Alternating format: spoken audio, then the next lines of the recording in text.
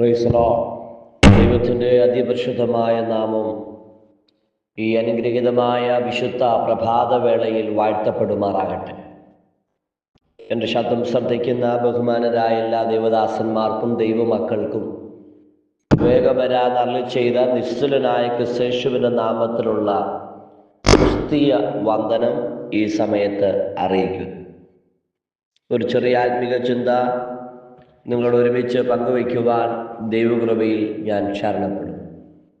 അതിനാധാരമായി അപ്പോസ്തല പ്രവൃത്തിയുടെ പുസ്തകം 23-ാം അധ്യായം അതിൻ്റെ 11-ാമത്തെ വാക്യം ഇങ്ങനെ നാം വായിക്കുന്നു: രാത്രിയിൽ കർത്താവ് അവൻ്റെ അടുക്കൽ നിന്ന്, ധൈര്യമായിരിക്കാം, നീ എന്നെക്കുറിച്ച് യെരൂശലേമിൽ സാക്ഷീകരിച്ചതുപോലെ റോമയിലും സാക്ഷീകരിക്കേണ്ടതാകുന്നു എന്ന് അരുളി ചെയ്തു.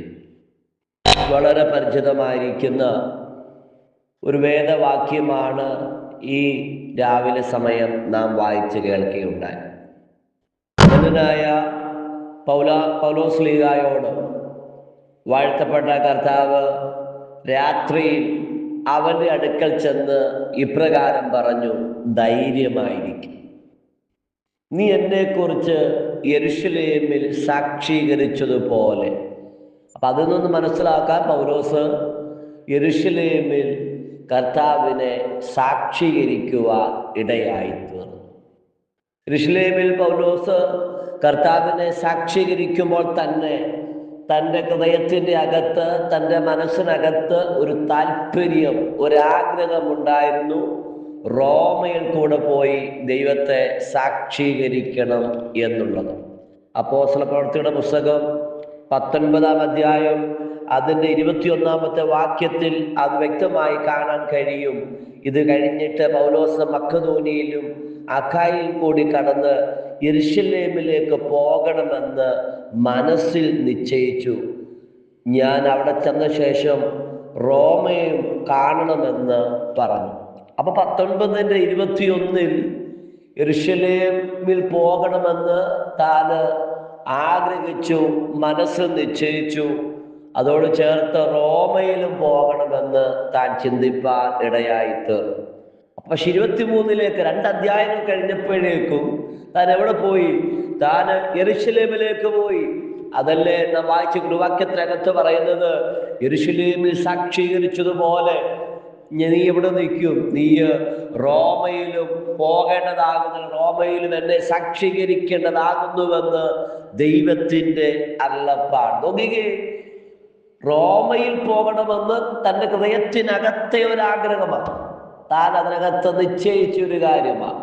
ഇപ്പോൾ ദൈവത്തിൻ്റെ അരുളപ്പാട് വ്യക്തമായി തന്നോട് പറയുന്നു: യെരൂശലേമിൽ സാക്ഷീകരിച്ചതുപോലെ നീ റോമയിലും ദൈവത്തെ നീ സാക്ഷീകരിക്കും.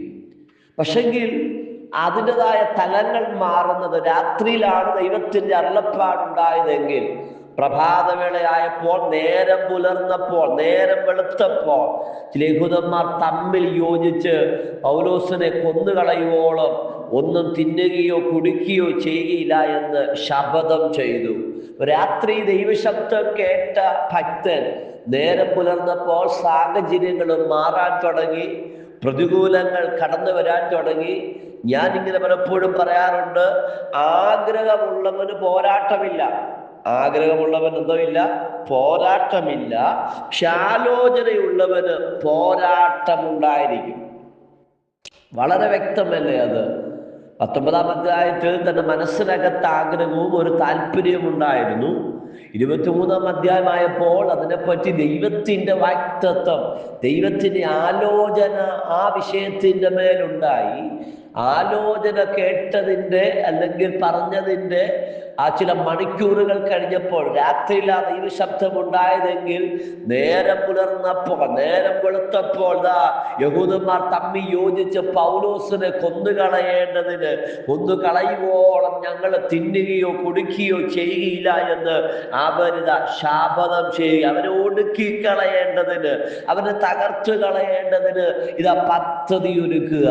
ദൈവത്തിൻ്റെ ആലോചനകൾ കേട്ടിട്ടും ദൈവത്തിൻ്റെ വാക്തത്വങ്ങൾ പ്രാപിച്ചിട്ടും മുന്നേറുവാൻ കഴിയാതെ വണ്ണം ആരാധിപ്പാൻ കഴിയാതെ വണ്ണം, റിസൾട്ടുകൾ കാണാൻ കഴിയാതെ വണ്ണം, മറുപടികളെ പ്രാപിക്കാൻ കഴിയാതെ വണ്ണം, വാഗ്ദത്തങ്ങളെ കരങ്ങളിൽ എടുക്കാൻ കഴിയാതെ വണ്ണം, വാഗ്ദത്തങ്ങളെ പ്രാപിച്ച് അനുഭവിക്കാൻ കഴിയാതെ വണ്ണം ശത്രു നിനക്കെതിരെ പോരാടി വെല്ലുവിളിക്കുമ്പോഴും ഇന്ന് പകൽ ചിലരോടൊക്കെ ദൈവത്തിന്റെ പരിശുദ്ധാത്മാവിന് പറയാനുള്ള ദൈവിക സന്ദേശം, വാഗ്ദത്തം ചെയ്ത ദൈവം വിശ്വസ്തരാണ്. വാഗ്ദത്തങ്ങളെ പൂർത്തീകരിപ്പാൻ ഇന്ന് പകൽ വേളയിലും എൻ്റെ ദൈവം മതിയായ ദൈവമാണെന്ന് ആരൊക്കെ തകർത്ത് കളയുമെന്നും ആരൊക്കെ കൊന്നുകളയുമെന്നും പദ്ധതികളും പ്ലാനുകളും ഒരുക്കിയെന്ന് പറഞ്ഞാലും അപ്പോസ്തലപ്രവൃത്തിയുടെ പുസ്തകം 28-ാം അധ്യായത്തിലേക്ക് വരുമ്പോൾ അവിടെ നമുക്ക് ഒത്തിരി സന്തോഷം നൽകുന്ന ഒരു വേദവാക്യമുണ്ട്. അവിടുത്തെ സഹോദരന്മാർ ഞങ്ങളുടെ വർത്തമാനം കേട്ടിട്ട് അപ്യാപൂരും ത്രിമണപൂരും വരെ ഞങ്ങളെ എതിരേറ്റു വന്നു. അവരെ കണ്ടിട്ട് പൗലോസ് ദൈവത്തെ വാഴ്ത്തി ധൈര്യം പ്രാപിച്ചു. 16-ാമത്തെ വാക്യം, റോമയിൽ എത്തിയ ശേഷം തനിക്ക് കാവൽക്കാരായ പടയാളികളോടുകൂടെ വേറിട്ട് പാർപ്പാൻ പൗലോസിന് അനുവാദം കിട്ടി. നോക്കിക്കേ 16-ാമത്തെ വാക്യം, റോമയിൽ എത്തിയ ശേഷം. കുഞ്ഞെ 23-ാം അധ്യായത്തില് നീ റോമയിൽ എത്തുമെന്ന് ദൈവത്തിന്റെ ആലോചനയാണെങ്കിൽ തൊട്ട് താഴെ നിന്നെ കൊന്നുകളയുമെന്നും മുടിച്ചു കളയുമെന്നും നശിപ്പിച്ചു കളയുമെന്നും നിന്നെ കൊല്ലുവോളം നിന്നെ തകർക്കുവോളം ഇനി ആഹാരം കഴിക്കത്തില്ലെന്ന് ആരൊക്കെ ശപഥം ചെയ്താലും ആരൊക്കെ കച്ചകെട്ടി ഇറങ്ങിയെന്ന് പറഞ്ഞാലും വാഗ്ദത്തമുള്ളവൻ റോമയിൽ എത്തുമെന്ന് ദൈവത്തിന്റെ ആലോചനയാണെങ്കിൽ അതങ്ങനെ സംഭവിക്കുക തന്നെ ചെയ്യും. നിന്നെ മാനിക്കുമെന്ന്, നിന്നെ അക്കരെ എത്തിക്കുമെന്ന്. ഓ റഖവ ശന്ധര ജനാദികൾക്കന, ഇന്ന് രാവിലെ നീ ആഗ്രഹിച്ച തുറമുഖത്ത് നിന്നെ ദൈവം എത്തിക്കുമെന്ന് പറഞ്ഞാൽ പൗലോസ് ജീവിതത്തിൽ ഈ അപ്പോസ്തലപ്രവൃത്തി തന്നെ 27-28 അധ്യായങ്ങളിലേക്കൊക്കെ വരുമ്പോൾ രക്ഷപ്പെടുമെന്നുള്ള ആശ നഷ്ടപ്പെട്ട് 14 ദിനരാത്രങ്ങളിൽ സൂര്യനെയോ ചന്ദ്രനെയോ നക്ഷത്രങ്ങളെയോ ഒന്നും കാണാതെ പ്രതീക്ഷ നഷ്ടപ്പെട്ട് കപ്പൽ ഛേദത്തിൽ അകപ്പെട്ട ഭാഗമൊക്കെ നമുക്ക് നന്നായിട്ട് അറിയാം. എല്ലാം അവസാനിച്ചെന്ന്, എല്ലാം കഴിഞ്ഞെന്ന്, ഇനിയും ഒരു തിരിച്ചുപോക്കില്ലെന്ന്, ഒരു മടങ്ങിവരവില്ലെന്ന് വിധി എഴുതിയ മണ്ഡലത്തിലും പൗലോസ് 275 പൗലോസ് ഉൾപ്പെടെ 276 ആളുകളുണ്ട്. അവരുടെ മധ്യ എഴുന്നേറ്റിട്ട് പൗലോസ് പറയാനുള്ള ദൈവിക സന്ദേശം, നിങ്ങൾ ഭയപ്പെടേണ്ട കേട്ടോ, നിങ്ങൾ ഭയപ്പെടേണ്ട.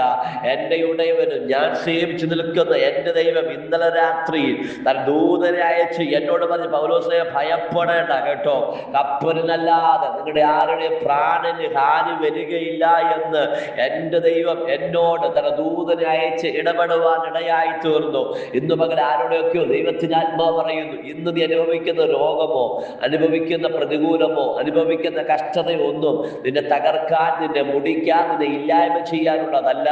അതിന് മധ്യേ നിന്റെ പ്രാണനെ സംരക്ഷിക്കേണ്ടതിന്, നിന്റെ ആയുസ്സിനെ സൂക്ഷിക്കേണ്ടതിന് ദൈവം ചിലരോട് കൽപ്പിച്ചിട്ടുണ്ടെന്ന്. നീ ആയിരിക്കുന്ന സിറ്റുവേഷനെ ഓർത്ത് നീ ഭയപ്പെട്ടു പോകേണ്ട, ധൈര്യമായിരിക്കുക. ഇന്ന് പല ദൈവത്തിന്റെ ആത്മാവ് ആവർത്തിച്ചു ചിലരോട് പറയുന്നു, കുഞ്ഞെ, മാതാവേ, സഹോദര സഹോദരി, ഈ പ്രശ്നത്തിന്റെ നടുവിൽ നീ ധൈര്യമായിരിക്കുക കേട്ടോ, നീ ഭയപ്പെടാതിരിക്കുക കേട്ടോ, നീ ഉറച്ചിരിക്കുക കേട്ടോ. നീ ശുശ്രൂഷയിലാണല്ലേ, പക്ഷെ നീ ഭാരപ്പെടേണ്ട, ധൈര്യമായിരിക്കുക. നീ ഒത്തിരി പ്രയാസം അനുഭവിക്കുന്നുണ്ടല്ലേ, ആത്മാവ് തോളത്ത് തട്ടിക്കൊണ്ട് നിന്നോട് പറയും, നീ ധൈര്യമായിരിക്കുക, നീ ഭയപ്പെടാതിരിക്കുക, നീ ഉറച്ചിരിക്കുക. നിനക്ക് വേണ്ടി അത്ഭുതം ചെയ്യുന്ന ഒരു ദൈവമുണ്ട്. നോക്കിക്കേ, 28-ാം അധ്യായമാകുമ്പോൾ രക്ഷപ്പെട്ടെത്തിയ ദേശം മെലീത്ത എന്ന് അവർ ഗ്രഹിച്ചു. അപ്പോൾ മെലീത്തയിലേക്ക് പൗലോസ് വരികയാണ്. അവിടുത്തെ ബർബരന്മാർ അസാധാരണമായ ദയ കാണിക്കുക. പിന്നീട് സംഭവിച്ച് നമുക്കറിയാം. ഞാൻ അതിലേക്ക് കടക്കുവാൻ താല്പര്യപ്പെടുന്നില്ല. തന്റെ കൈമേ ചുറ്റി അണലിയെ താനിതാ കൊടഞ്ഞു കളയുക. അതിലൂടെ തനിക്കൊരു സൗഖ്യം ഉണ്ടാകുക. കപ്പൽ യാത്രാമധ്യയിൽ വലിച്ചെറിഞ്ഞ ചരക്ക് കപ്പലുകൾ, ചരക്ക് സാധന സാമഗ്രികളെല്ലാം നഷ്ടപ്പെട്ട അവസ്ഥയുണ്ട്. പക്ഷേ 28-ാം അധ്യായത്തിൽ നിന്ന് ആ ദേശത്തുനിന്ന് മടങ്ങിപ്പോകുമ്പോൾ അവർക്ക് വേണ്ടത് മുഴുവനും മെലീത്തയിലെ ആളുകൾ സാധനങ്ങള് പുബ്ലിയോസിന്റെ ഭവനക്കാര് അവന് കൊടുത്ത് അവന് മടക്കി അയപ്പാൻ ഇടയായി തീർന്നു. വേണ്ട എല്ലാ സാധന സാമഗ്രികള് ഒരുക്കി കൊടുക്കുവാൻ ഇടയായി തീർന്നു. കപ്പൽ വരെ കയറ്റി അവരെ മടക്കി അയക്കാൻ ഇടയായി തീർന്നു. 16 നാം വായിച്ചു, റോമയിൽ എത്തിയ ശേഷം. അതെ പ്രിയമുള്ളവരെ, ഇന്നത്തെ ഒറ്റ സന്ദേശം ഇത് മാത്രമേ ഉള്ളൂ. 23 റോമയിൽ പോകുമെന്ന് നിന്നോട് ദൈവാത്മാവ് അരുളി ചെയ്തെങ്കിൽ പിന്നീട് ആഞ്ഞടിച്ച കാറ്റുകളോ ഈശാനമൂലനോ കൊടുങ്കാറ്റുകളോ ഒന്നും ചെയ്യാൻ കഴിയത്തില്ല. നിന്നെ പേടിപ്പിച്ചെന്ന് വരാം, ഭയപ്പെടുത്തിയെന്ന് വരാം, നിന്നെ നിരാശപ്പെടുത്തിയെന്ന് വരാം, പട്ടിണി കിടത്തിയെന്ന് വരാം. പക്ഷെ ഇന്ന് രാവിലെ ആത്മാവ് ചിലരോട് വ്യക്തമായി പറയുന്നു, അതിന് മധ്യ നീ തകർന്നു പോകരുത്, തളർന്നു പോകരുത്. ദൈവമാവിനോട് ഇടപെട്ടതെങ്കിൽ അതിന്റെ പൂർത്തീകരണം നീ തന്നെ കാണും, ഞാൻ തന്നെ കാണും, നാം തന്നെ കാണും. അതുകൊണ്ട് റോമയിൽ എത്തിയ ശേഷം ചിലരെ എത്തിക്കുന്ന ദിനമാണ്, ചിലരെ അയക്കുന്ന ദിനമാണ്, ചിലർക്കുള്ള ആലോചന വെളിപ്പെടുത്തുന്ന ദിനമാണെന്ന് ഇന്ന് രാവിലെ ദൈവാത്മാവ് ഇടപെടുന്നു. 19 ഒരാഗ്രഹമാ, മനസ്സിനകത്ത് നിശ്ചയിച്ച ഒരു താല്പര്യമാ. പക്ഷെങ്കിൽ ഹാലലൂയ 23 ദൂതായി വെളിപ്പെട്ടു വരിക. ഇന്ന് മകൻ ഹൃദയത്തിനകത്തെ ആഗ്രഹങ്ങൾ അത് വാഗ്ദത്തമായി, അത് അടയാളമായി എന്നെ പകയ്ക്കുന്നവർ കണ്ട് ലജ്ജിക്കേണ്ടതിന് നന്മയ്ക്കായ ഒരു അടയാളം എനിക്ക് തരണമെന്ന് ദാവീദ് പറഞ്ഞതുപോലെ ചിലത് അടയാളമായി രൂപപ്പെടട്ടെ, ചിലത് മറുപടിയായി രൂപപ്പെടട്ടെ, ചിലത് റിസൾട്ടായി അതിന്റെ കണ്ണിന് മുമ്പിൽ കാണട്ടെ, അത് അത്ഭുതമായി തെളിഞ്ഞു നിൽക്കട്ടെ. അതിനായി നമുക്ക് ഒരുങ്ങാം. ഒരിക്കൽ കൂടെ ഞാൻ പറയാം, ആഗ്രഹമുള്ളവന് പോരാട്ടമില്ല, പക്ഷെ ആലോചനയുള്ളവന് പോരാട്ടം ഉണ്ടായിരിക്കും. നീ ഭാരപ്പെടേണ്ട.